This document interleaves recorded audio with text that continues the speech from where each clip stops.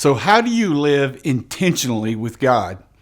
Let me ask you a question. How do you build a relationship with someone you love? You do it over time and you do it on purpose. When Mike and I, my wife, first met now almost 40 years ago, and I was falling in love with her, that I didn't have to wonder if I ought to call her every day. I called her because it developed our relationship. I didn't have to wonder whether I ought to learn what she cared about more than being worried about her knowing what I care about. Why? Because it built our relationship. You know, an intentional relationship with God and a growing relationship happens over time as you make decisions. I think sometimes we think growing in a relationship with Jesus is an event. It's a process.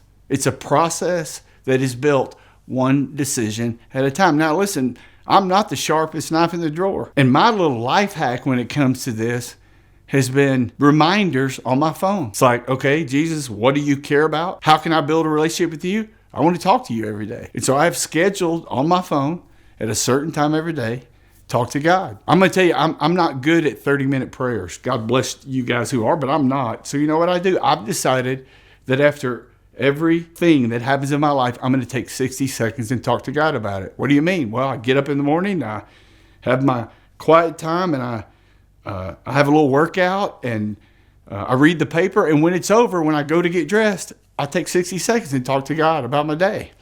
Then I have a couple of meetings that day, and I know they're coming up, and I go into those meetings. When the meetings are over, I take 60 seconds, and I talk to God about my day. For years, I have been using this 60-second rule. What does it do? It keeps me in constant connection with Jesus. And so I have to put reminders on my phone that say about 6 times a day, talk to God, talk to God. When the timer goes off, I'll spend 60 seconds talking to God. That works for me. I don't know what works for you.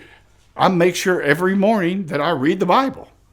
I'm not reading the Bible to get smarter. I'm reading the Bible to know God better. And I'm going to tell you, in the last couple of years, as I've worked my way through a Bible reading plan on YouVersion, which I think is the greatest gift out there to all of us, free, God is showing me stuff about my life and about His character and His nature. And it's in this concept of growth it's building a relationship with the God who created me.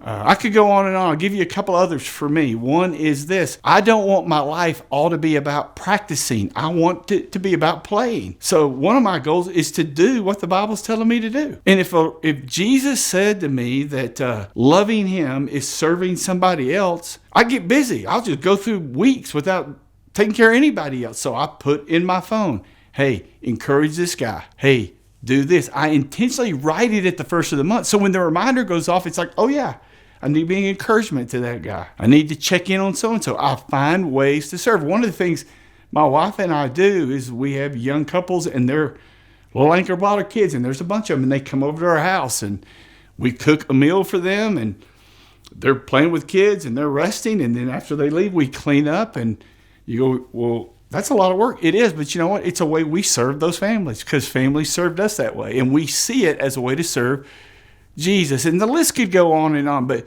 you narrow down the 4 or 5 things that you believe the Bible says, here's what you do to build a relationship with your Creator. If you have to put reminders in your phone, put them in your phone. Whatever works for you, and do those things intentionally, consistently, over time, and that's where you'll see big changes in your relationship with Jesus.